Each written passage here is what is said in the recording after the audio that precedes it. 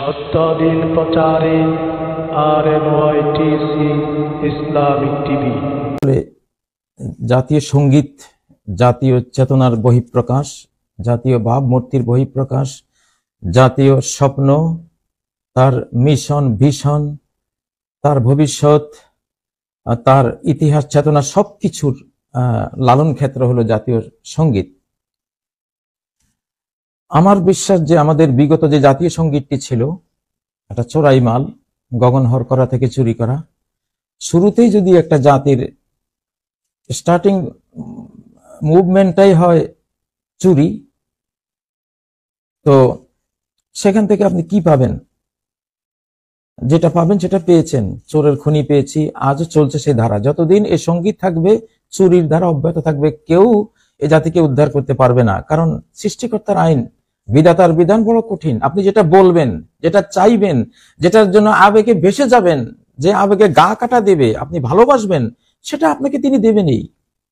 জাতীয় সঙ্গীতে এত আবেগ দরকার হয় না, এখানে বিবেকের প্রাধান্য থাকতে হয়। পৃথিবীর কোনো জাতীয় সঙ্গীতে আমার মনে হয় না এত আবেগ দেওয়া হয়েছে। মিথ্যা আবেগ, চোরাই আবেগ, আরেকজনেরটা ধার করা। আমি গতকালও বলেছি, অনেকেই বলেছেন, আমার অনেক বন্ধুরা, আমাদের বাংলাদেশি বাংলা ভাষীরা অনেকে এটা নিয়ে কথা বলছেন। তো এই জাতীয় সঙ্গীত যেহেতু একটা চোরাই জিনিস, স্বত্বাধিকার হরণ করা হয়েছে, গগনহর করার, সেই সুরের কৃতিত্ব তার, সে ভাবের কৃতিত্ব তার, যিনি চুরি করেছেন তার না। আর চোরাই মাল যে রাখে সেও চোর। এখন একজন চুরি করেছেন আর আমরা সেই চোরাই মাল আমরা হেফাজত করেছি, আমরাও চোর, সাহিত্যিক চোর, ভাবের জগতের চোর, সবচেয়ে নিকৃষ্ট চোর। আসলে এই যে উপরে একটা ভেতরে একটা, উপরে হলো রবি ঠাকুরের, ভেতর হলো গগনহর করার, এই যে একটা দ্বিচারিতা, মুনাফিকি, এটার জন্য আমাদের স্বাধীনতার ক্ষেত্রে এটা হয়েছে। উপরে আমরা স্বাধীন, ভেতরে পরাধীন। ঠিক জাতীয় সঙ্গীত যেমন উপরে একজনের, ভেতরে আরেকজনের, আমাদের স্বাধীনতাও উপরে আমাদের, ভেতরে চলে গেছে আরেকজনের হাতে, চলে গিয়েছিল, আল্লাহ উদ্ধার করিয়েছেন। তো আসলে এই জন্য আপনার শুরুতেই যদি আপনি ভুল করেন, ফার্সিতে বলে খেস্তে আউয়াল ছু নেহাদ মে মার কাজ তা সুরাইয়া মিরাওয়াদ্দি ওয়ার কাজ। যদি প্রথম ইটটাই যদি কোন রাজমিস্ত্রি যদি বাঁকা বসায়, এই বিল্ডিং সপ্তর্ষি মন্ডলী পর্যন্ত গেলেও এটা বাঁকাই উঠবে, বিল্ডিংটা সোজা হবে না। আমাদের এই দশাটা হয়েছে। আমি তো বিশ্বাস করি জাতীয় সঙ্গীতের কারণে আমরা ধ্বংস হয়েছি, ধ্বংস হচ্ছি। এটা না বদলালে ধ্বংস চলতে থাকবে, কেউ বাঁচাতে পারবে না এই জাতিকে। এটা আপনি বলছেন, সেটা আপনি চাচ্ছেন, সেটা আবেগ দিচ্ছেন, সেটা কিছু গান আছে এগুলি গাইলে গায়ক মরে যায়। যেমন আমাদের আব্দুল আলিম সাহেবের ব্যাপারে আছে না, দুয়ারে আইসাছে পালকি নাইউরি গাও তোলো রে তোলো, ওটা গেয়ে মরে গেছেন। আমাদের এই ইদানিংকার যে কলরবের মাহফুজ, পদ্মা মেঘনা যমুনার তীরে, এখানে একটা গান আছে, কত ঢেউ আসে যায় আসে না কো ফিরে, এটা বলে ওই বেচারা মারা গেছে। ভারতের যে মোহাম্মদ রফি, বিখ্যাত কণ্ঠশিল্পী মোহাম্মদ রফি, সে ওই যে কিনা আই দুনিয়াকে রাখওয়ালে সুন দর্দ ভরে মেরে নালে, এই বেচারা এই গানটাকে মারা গেছে। গানের মধ্যে যেটা থাকে ওটা সৃষ্টিকর্তা কবুল করে ফেলেন, আপনার সেই অবস্থাই হয়। আপনি চোরাই মাল আপনার গানের মধ্যে রেখেছেন, জাতীয় সঙ্গীতের মধ্যে রেখেছেন, চুরি করার ভাইরাস রেখেছেন, চুরি করার সেই কর্মটা চর্য ভিত্তি সেখানে রেখেছেন। তো আপনার তো চর্য ভিত্তিতে গোটা দেশ ছেয়ে গেছে অলরেডি। এটা বদলেন আপনারা, জাতিকে বাঁচাইতে হলে এটা বদলাতে হবে। তো এখন চোর চেনার একটা ভালো উপায় হয়েছে আসলে। এই সঙ্গীতকে যদি কেউ খুব ভালোবাসে, আপনি খুঁজলে দেখবেন তার মধ্যে চুরির কোনো না কোনো দিক আছে।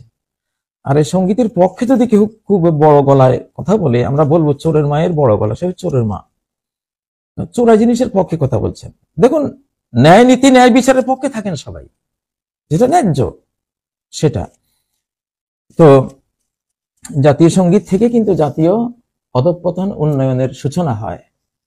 আর এখানে যেই বাদ্য বাজনা, আমি গতকালও বলেছি, বাজনা বাজলে সাপ আসে, সাপ না থাকলে জিন আসে, শয়তান আসে। আমি কালকে যে সিনারিটা দেখলাম, যে একটা মহিলা দুর্বল, সে একটা একতারা নিয়ে একখানে একটা জায়গায় একটা ছোট্ট ঘরের মধ্যে রাখলো, একটা সাপ শব্দে, ওই সুর ঝংকারের সাপ আসলো, পেঁচিয়ে তাকে ছোবলের পর ছোবল মেরে শেষ করে দিল। এই সিনারিওটা আমি দেখেছি কালকে ওই জাতীয় সঙ্গীতের ব্যাপারে কথা বলার আগে। তা এটা তো বাংলাদেশ, এই মহিলা মিন্স এটা বাংলাদেশ দেখানো হয়েছে যে এই সঙ্গীতে তোমার এই দেশটাকে সর্বনাশ করেছে, এই চেতনায় ধ্বংস করে দিয়েছে তোমাকে। এত আবেগী জিনিস তো জাতীয় সঙ্গীতে থাকবে না, এটা মরমী জিনিসটা অন্য সময় আপনি যখন আল্লাহকে অর্চনা দিবেন, ডাকবেন, ইবাদত করবেন, তখন মরমী সুরে আপনি নিজে গান, সেটা অন্য জিনিস, মরমী জগৎ। কিন্তু এটা হলো কঠিন জগৎ, দেশ গড়া, দেশ রক্ষা করা, যুদ্ধের বিষয়, এখানে নীতির বিষয়, এখানে কঠিন।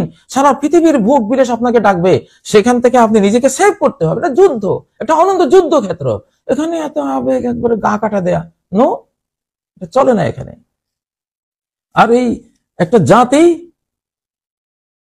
সে গড়ে তীর তরবারি দিয়ে যুদ্ধ করে, আর পতন হয় দোতারা সেতারা দিয়ে, যখন সে গায়ক হয়, গায়িকা হয়, বাজনা বাদ্য গিটাল হয়, তখন পতন হয়।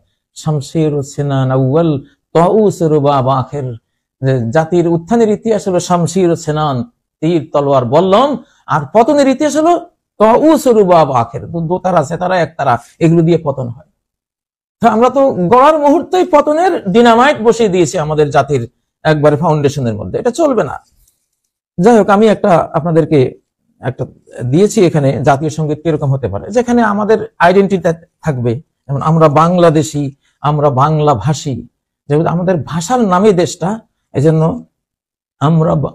আমরা বাংলাদেশি, আমরা বাংলা ভাষী, মুক্ত উন্নত বাংলাদেশ আমরা ভালোবাসি, স্নেহ মায়া দয়ার দেশ মোদের বাংলাদেশ, গোলামির শিকল পোড়ামরি বিকল, পরিমোরা বিকল জানে বিশ্ববাসী। আইডেন্টিটি, আমাদের ভিতরে কি আছে? স্নেহ মায়া দয়া আছে, আমাদের শিকল বিকল করার জাতীয় বীরত্ব আছে, একটা আইডেন্টিটি আছে, বাংলা ভাষার প্রতি একটা দরদ দিতে হবে। মানে আমি একটা টাইপ দেখাচ্ছি, আপনারা এইভাবে জাতীয় সঙ্গীত লিখতে থাকেন, যারটা আল্লাহ কবুল করেন সে হবে। স্বপ্ন সোনার বাংলাদেশ শপথ নেয় বিচার, স্বপ্ন সোনার বাংলাদেশ শপথ নেয় বিচার, দুর্বলে রাখবো সবল পরোপকার অঙ্গীকার, বিশ্ব শান্তির ধর্মে মোরা মানবতার শত্রু নাশী, আমরা বাংলাদেশি, আমরা বাংলা ভাষী, মুক্ত উন্নত বাংলাদেশ আমরা ভালোবাসি, সাগর কন্যা বাংলা মাগো বিশ্ব বৈচিত্র্যময়ী, তোমার তরে দামাল ছেলে মেয়েরা যোদ্ধা রক্তক্ষয়ী, অন্যায় বন্যায় বৈরী যাতনায় তোমার পরশে হাসি, যত অন্যায় হোক, যত বন্যা হোক, যত বৈরী যাতনা হোক, হে মা, বাংলা মা, নিজ দেশকে মা বলা যায়, হাদিসে আছে হিয়া উম্মুকুম, এই পৃথিবীটা তোমাদের মা, তাই না? এটা মানে আমাদেরকে পালে। যেমন যারা জাহান্নামে যাবে, উম্মুহু হাবিয়া, তার মা হলে জাহান্নাম, জাহান্নামে থাকবে, সে জাহান্নামের সাথে ম্যাচিং করা চরিত্রের মানুষ, জাহান্নাম তার মা। তো সেভাবে পৃথিবী এটা এক ধরনের মা। এখানে অনেকে আবার মা বললে না বুঝলে বলবেন যে হুজুর এটাকে মা বললো কেমন, না, এটা হাদিসে আছে। সাগর কন্যা বাংলা মাগো বিশ্ব বৈচিত্র্যময়ী, সারা বিশ্বের একটা বৈচিত্র্যময় দেশ মনে হয় বাংলাদেশের মতো আর খুঁজে পাওয়া যাবে না।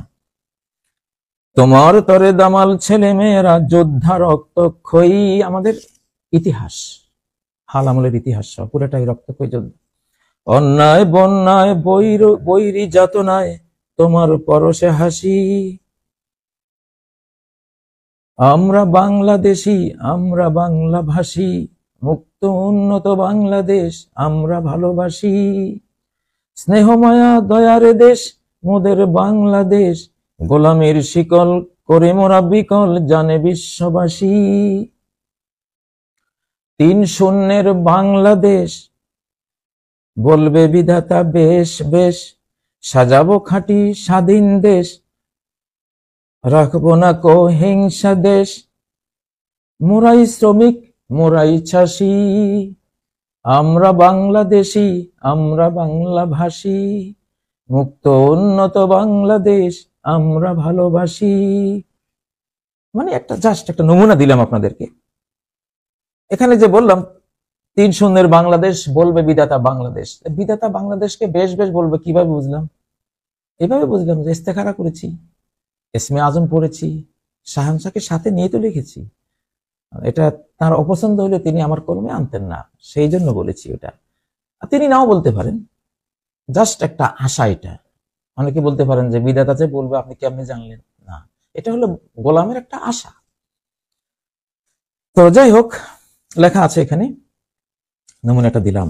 জাতীয় সঙ্গীত এটাই আপনার জাতিকে হয় উঠাবে, না হয় পাতাল তলে তলাবে। আল্লাহ তৌফিক দেন জাতীয় সঙ্গীতের বিষয়ে সঠিক সিদ্ধান্ত নেয়ার। সুবহানাকাল্লাহুম্মা ওয়া বিহামদিক, আশহাদু আল্লা ইলাহা ইল্লা আনতা আস্তাগফিরুকা ওয়া আতুবু ইলাইক। আসসালামু আলাইকুম ওয়া রাহমাতুল্লাহি ওয়া বারাকাতুহু।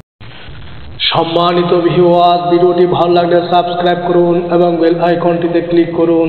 দিন প্রচারের উদ্দেশ্যে ভিডিওটি শেয়ার করুন।